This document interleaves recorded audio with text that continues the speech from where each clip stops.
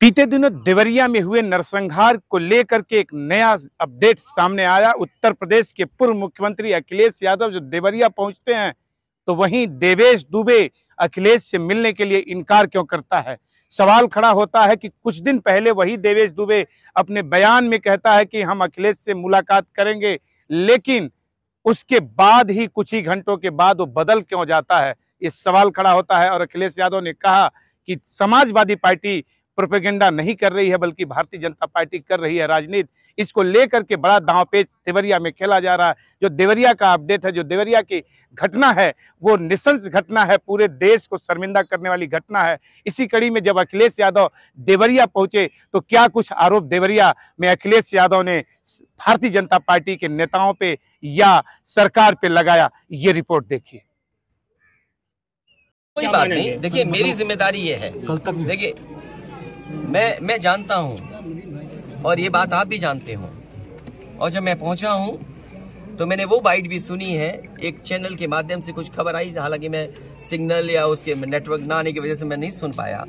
जो बात मुझे समझ में आई कि वो परिवार नहीं मिलना चाहता, ये उसकी भावना है और उसको उसकी बेटे की भावना नहीं हो सकता हो।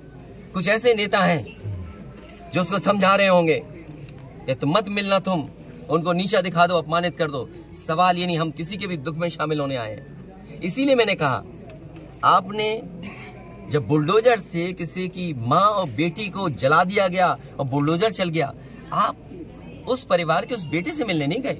उस बेटे को इस सरकार ने ठंड में नंगा किया था। अरे हम तो कहते हैं उस बेटे से तुम क्यों नहीं गला मिलते हो जाकर के, क्यों नहीं मिलती जाके सरकार। मैं आर्थिक सहयोग इस परिवार की भी, और अगर वो परिवार कहेगा तो मैं उस परिवार की भी मदद करूंगा। जमीन का विवाद आपके समय काल से ही चला आ रहा है। पढ़ेगा लिखेगा, जो पढ़ाई करना चाहेगा, जो मदद कहेगा मैं करूंगा मदद। यूपी में इस परिवार की हम मदद करेंगे और मैं सरकार से कहूंगा कि अगर वो सरकार मदद करती है तो दोनों परिवार की मदद करें। सर, जो इंडिया गठबंधन में मध्य प्रदेश में समाजवादी कांग्रेस सरकार की तरफ से ये कहा जा रहा है कि न्याय हो रहा है, मगर यहाँ साफ साफ दिख रहा है जातिवाद हो रहा है। इसको किस तरीके से देखते हैं? इसीलिए मैंने कहा, देखिए योगी की सबसे बड़ी परिभाषा यही है, जो दूसरे का दुख अपना दुख समझे। मुख्यमंत्री जी को किसी के साथ भेदभाव नहीं करना चाहिए अगर वो मुख्यमंत्री उत्तर प्रदेश के हैं, और किसी भी घटना से राजनीतिक लाभ नहीं लेना चाहिए। अगर इस सरकार ने न्याय दिया होता, न्याय पहले दिन से देना शुरू किया होता, तो शायद हम लोगों पे भी दबाव नहीं बनता कि हम आते हो घर परिवार के लोगों से मिलते आकर। सर, कांग्रेस के लोग कह रहे हैं कि आप बीजेपी को फायदा पहुंचाना चाहते हैं मध्य प्रदेश। देखिए सुनिए, ये बात भी कांग्रेस के मुंह से अच्छी नहीं लगती। सर, यूपी में बदला लेंगे उसका? नहीं, बदला बदली बात मत करो। देखिए अयोध्या भी मंदिर जाएंगे। ये विषय इसलिए मैं नहीं उठाना चाहता हूँ कि ये हमारे लिए देवरिया कांड बड़ा विषय है और न्याय में संतुलन हो, न्याय में संतुलन हो, ये सरकार की जिम्मेदारी है। देवरिया कांड मैंने पहले से कहा, ये समाज के लिए और मनोविज्ञान के लिए ये बड़ी चीज है कि आप समझें कि अगर एक परिवार के साथ घटना होती है तो दूसरे परिवार का मनोविज्ञान क्या होता होगा। और ये डीएम ने खुद कहा कि ये रिटेलिएशन में घटना हुई है, और फिर शासन प्रशासन के लिए और न्याय के लिए ये बड़ी जिम्मेदारी है। अखिलेश यादव ने कहा, हम पीड़ित परिवार से मिलने आए थे, हम दोनों परिवारों से मिल करके दोनों को सांत्वना देने आए थे, लेकिन ऐन वक्त पे पारा बदल दिया देवेश दुबे ने, तो हम क्या करें। लेकिन उन्होंने ये भी आश्वासन दिया कि हम प्रेम यादव की हत्या कैसे हुई इसका तो गहन अध्ययन हो और जांच का विषय है, लेकिन प्रेम यादव के बच्चों का लालन पालन करने की वो जिम्मेदारी भी लेते हैं और कह रहे हैं कि इसकी जो प्रेम यादव की पहले हत्या हुई, अगर ये हत्या ना हुई होती तो शायद मासूमों की या दुबे परिवार की जान न जाती। लेकिन एक बड़ा आरोप लगाते हैं कि आखिर प्रेम यादव के हत्यारों को आखिर सजा क्यों नहीं मिल रही है, या प्रेम के हत्यारों के लिए जो एफआईआर होना चाहिए वो एफआईआर क्यों नहीं हुआ है, और पीड़ित प्रेम यादव के परिवार को घर में कैद क्यों किया जाता है। ये बड़ा सवाल अखिलेश यादव लगाते हैं। ये रिपोर्ट देखिए।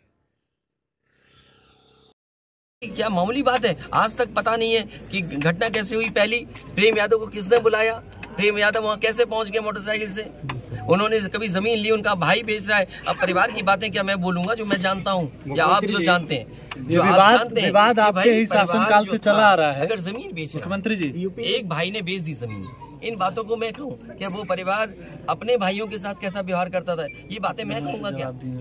ये सब आप जानते हो। इसलिए मैं आपसे भी उम्मीद करता हूँ लोकतंत्र तभी मजबूत होगा जब न्याय मिलेगा, और न्याय की भावना होती सरकार की तो खेतों में इतना कार्यकर्ता नेता नहीं दिखाई देता। को मैं मानता हूँ डीएम ने जो बात कही कि रिटेलिएशन में वो घटना हुई, और उस समय किसके मन में, किसके दिमाग में क्या था, किस वजह से अंधकार छा गया, और फिर उस घटना की वजह से घटना हुई है। और घटना वो भी गलत है, घटना ये भी गलत है। अगर ये सवाल आप पूछते हैं मासूमों के लिए, मासूमों की कभी जान नहीं जाती अगर प्रेम यादव की जान न गई होती तो। सरकारी जमीनों पर कब्जे आप ही के नहीं जाती तो किसी मासूम किसी की जान नहीं जाती। आखिरकार सरकार क्यों इस बात को छिपाना चाहती है कि प्रेम यादव को बुला करके मारा, और किसने मारा, धारदार से कैसे मारा? और यही नहीं, आप बताइए सुल्तानपुर में क्या एक ब्राह्मण डॉक्टर को ड्रिल से नहीं मार दिया? ड्रिल से, क्या ड्रिल से नहीं मारा? क्या उनके परिवार के बच्चों को आपने गले लगाया? क्या उनके परिवार के सदस्य अस्पताल मिलने गए? क्या आपने सोशल मीडिया के लिए वो तस्वीरें खिंचवाई कि उनसे गले मिलते हुए तस्वीर खिंचा लें?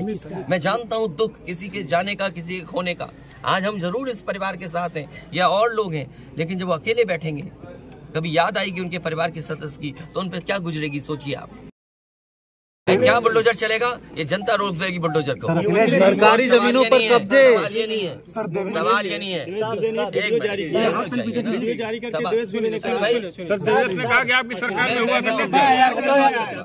ये जो बुलडोजर चलाने की भाषा है, जो बुलडोजर चलाने की संस्कृति है, ये मत समझिए बुलडोजर में दिमाग नहीं होता है।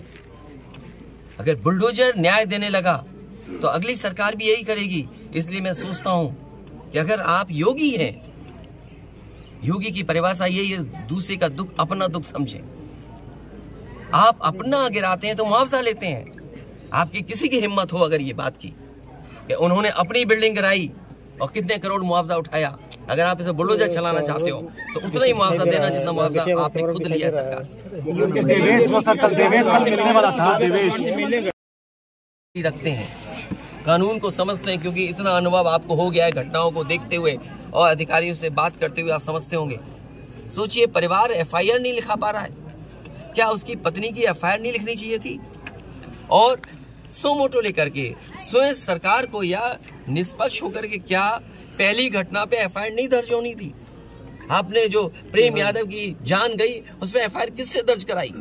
सुनने में आ रहा है कि आपने जानबूझ करके डरा के धमका के और खाली पन्ने पे दस्तखत करा करके आपने एफआईआर लिखी है, और एफआईआर ऐसी लिखी है कि वो एफआईआर टिक ही नहीं सकती।